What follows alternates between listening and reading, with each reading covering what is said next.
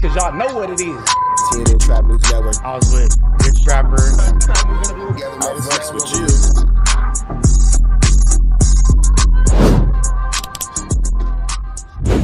What's the deal, y'all? What's the deal, y'all? What's the deal, y'all? Rich Trapper's happening in TNN Trap News Network. Back in this thing, like cook cracking this thing here at TNN Trap News Network. It's come to my attention that we have surpassed that 31,000 threshold, and we are giving away the chili May the 16th at 12 o'clock noon Pacific Standard Time. So make sure that you're around for that chili giveaway May the 16th, Sunday, 12 o'clock noon Pacific Standard Time, man. No long intro, no long talking, just giving y'all that chili out that y'all been waiting on, man. With that being said, let's get to the clip. What's the deal, y'all? What's the deal, y'all? What's the deal, y'all? ADAM22 calling out Doboy and Moose Man for that pretty pathetic interview they did with Nick Cannon the other day. On a scale of 1 to 10, it was trash. We better slide into this content. I don't know further do's or don'ts. Let's get into it. Let's go. Did anyone watch the Moose and Doboy episode with Nick Cannon? Yeah, I saw parts of it. I heard about it. Yeah, that was interesting. The one thing that really stood out to me is that at least right now, Moose and Doboy have less than zero chemistry. Damn. I'm just gonna be real. Like, that is gonna hold back the Monday show idea, because those two together, like, they both have the same problem that, like, they kind of like finish other people's sentences and like sort of just like talk like in response to everything that the other person says. But I don't know. Oh man, like the craziest thing about that. So Doughboy and Moose Man are bad podcasters, is what Adam is saying, basically. So though, if you really wanted to highlight one thing, is the fact that Doughboy states his thing about how he doesn't think it's a big deal for non-white people to say the N-word, and he states his case about how he doesn't think it's a big deal for people to do blackface. And Nick Cannon, who, to his credit, he did the Cannon's Corner series. He's done a lot of content that was focused on racial issues, even if it hasn't really been like his main thing in recent years. But Nick Cannon, like, had his explanation of why blackface is bad, like, pretty on deck, probably better than anybody else on the podcast, because he's clearly like looked into it a lot. And he will. And Doughboy didn't even really try. Like, as soon as Nick Cannon started saying his version of a... Doughboy just sat down and bowed down and took it, you know what I'm saying? It would have made for good conversation and good content if Doughboy would have had a back and forth, but Doughboy just bowed down and just pretty much just submitted and took defeat. Doughboy's like kind of, he's nodding and he's like, yeah. He's on no pushback. At no point does he make it clear that he disagrees in any way. Guess what? Nick Cannon did not say anything that Spody didn't say previously. Exactly, but that's where you gotta. So is it true that Doughboy is a jigaboo? If Nick Cannon is echoing the same sentiments as Spody Face, is it safe to say that Doughboy is jigabooish? You know, you got to get out of the shadows and trying to be a pleaser. You feel me? Like, if you got a disagreement, like, you know what I'm saying, I should be able to have a disagreement with you if I feel any different, like not roll with you because I feel that you have more fame or, you know, more money or, you know what I'm saying, a bigger platform. Like, no, I disagree with what you talking about. Because it should have been like, I don't know, Nick. I look at it like this. From my perspective, exactly. From my perspective, it's like, bruh, if you're going to like really confidently state your opinions on the podcast, and then as soon as you get in front of somebody who's got the other opinion that you respect and like have had a business you get absolutely silent. There's no real point in having you on. Relationship with, and you don't have any of that energy for him, like, did you even mean it in the first place? Like, he didn't even try to go to war with I believe he meant it. I believe he meant it. He's not standing on business. But he can't defend it. Right. But that goes to that's his point. So if you agree with it when Nick has said it, but you don't agree when I said it, the boy sent you. That's why we all. I'm speaking I for him. That's why a lot of people. But Wack would never say, "Oh, damn." That's true. That's true. It is looking like Wack might have sent Doughboy to get out Spody Face, because why doesn't Doughboy agree to this all the way around? Why is it that when Nick Cannon saying it's an issue, Spody Face said the same thing? Niggas want to argue till the cows come home. Doughboy, I want you to say that blackface isn't a big deal on the podcast. White doesn't care about that at all. No. He would never say anything. I don't think that. No, but that's the thing. But Wack might tell him to combat and go against things that Spody Face is saying. He might not tell him to go against that specifically, but he might tell him, like, hey, combat that. Go against that. Have something to say about that. You feel me? Because ultimately he's not gonna somebody out and going for him. He's not gonna go against what Nick says regardless, and that just kind of. But I think he would if he felt confident in his argument. But I don't think he has a coherent argument. Yeah, He was just saying how he felt, but he wasn't really like willing to think it through to the extent of being able to form a counter argument. But he argued me down for a whole hour. I think it's a status thing, man, because it's like if that's how you feel, like genuinely, like regardless of who say it, you know what I'm saying, it don't matter, man. You gonna stand on that. You can't. And I think that could be true. I think that what Young and Hefe just said was probably the realest thing. I think that it's a status thing, and Doughboy is a status writer. Doughboy being a status writer and his opinion varying based upon who's saying it, for sure makes a lot of sense. Let's keep going though. Man, because it's like if that's how you feel, like genuinely, like regardless of who say it, you know what I'm saying, it don't matter, man. You gonna stand on that. You can't be going with what Nick say just because of business opportunity or opportunities you will have, and you feel if you go against them that them opportunities might dry up or a relationship might dry up. Shit, man. It's just, you know, I'm pretty sure Nick got a lot of friends that disagree with shit, or he chop shit with and be like, oh no, nigga, I ain't with that. You tripping. You feel me? No, for sure. But then I agree 100%. But then he'll take on really like foolhardy points that he doesn't have to, because he thinks going against the grain is good at podcasting, which it is. But if you're gonna like make a point that really doesn't make sense, but you got to stand on them points. You can't switch up. Doughboy and Moose Man are both having a hard time sticking in with the situation and not Flu Flam and Skull Duggan and Larceny. It seems like they're both having a hard time standing on business. like the whole, for example, him trying to argue the game versus Tupac. Yeah. That's something that they That was crazy. Because even Wack, I brought that up on the Wack pod with Mitchie, and even Wack kind of like shut it down. And like obviously Wack is going to give Game more points or more credit than like almost anybody else.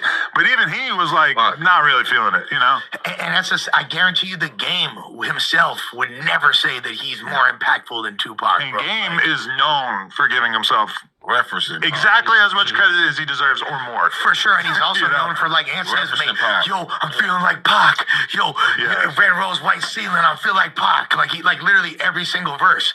So I think that's another foolhardy argument is the blackface thing. Like Wack or Nick or anybody with any a shroud of common sense would never be like, hey, yo, Doughboy. That was kind of like, too, not to cut you off, that was kind of like when Moose had got at him like, look, bro, you kind of like, you know, with this Wack and me thing, bro, like when this was said about Wack, you know, you kind of like ducked that. You didn't want to speak on this about Wack, but you speaking on this about me. You know what I'm saying? Type situation. Boom. Like Yeah, it seems like Doughboy's down to talk about anybody who he feels like he doesn't necessarily need, but somebody who could do something for him or whatever, he's willing to talk bad about. Doughboy seeming pretty opportunist, pretty much. There's countless examples to support this asinine conspiracy theory that I've concocted. I mean, my other thing that I noticed about their pod with Nick Cannon was that it felt less like a conversation and more just like machine gun fire questions. They're just asking questions and questions and questions, and like it didn't feel like a real conversation, which is what I think you're going for in an interview for the most part. You want it to feel a little casual, like they're talking over, like I think they're nervous. They was nervous. They're super nervous. They're talking over each other. I feel my noise. Is that a joke I don't get? No, it's just it's a thing. Yeah, Adam, it is kind of a joke that went over your head, bro. It's not like an inside joke, but it's like a cultural thing. I'm not really sure where it comes from, but it's like an accent we all should be familiar with. I'm not sure why Adam's not familiar with it. I said nervous. You just pronounce it different. No, I was literally before you said, I'm thinking like, oh, they was nervous. Yeah, Adam didn't get it. It went over Adam's head. Don't worry about it. It went over Adam's head. But why is that funny? What if Nick said he was on ball time? Like, man, let's go, man. Let's shoot this shit. It probably was because they only went like an hour. But either way, it's like, bro, like you would rather ask a handful of questions and have it be a nice, smooth conversational podcast rather than just like bah, bah, bah, bah, bah. And like I do think they were both nervous, but I just don't think it like ended up being like a very good podcast. Hey, but everybody that do like the Walla Know lane, they can't podcast. And podcasters can't do the Walla Know thing. And certain rappers, they ain't even good at interviews, receiving the interview. Well, one thing that we don't really know is like what were the circumstances during which Doughboy ceased to be a consistent member of the Wilding Out cast. I think he's still like a part of it. Well, he's still doing the show on Saturday, but that doesn't necessarily mean that he's like really. He's not like a prominent member, a weekly member on the show. Yeah. On that consistently, or like even like because everybody who leaves No Jumper, it gets discussed ad nauseum what exactly happened, why they left, what the problems were with other hosts, etc. With Wild 'N Out, it's kind of like you're there, season, done. And then you can still be cool with them, but you're not on the season consistently. Like we never found out why DW didn't work out well. Well, they've had Justina Valentine pretty much. DW on there?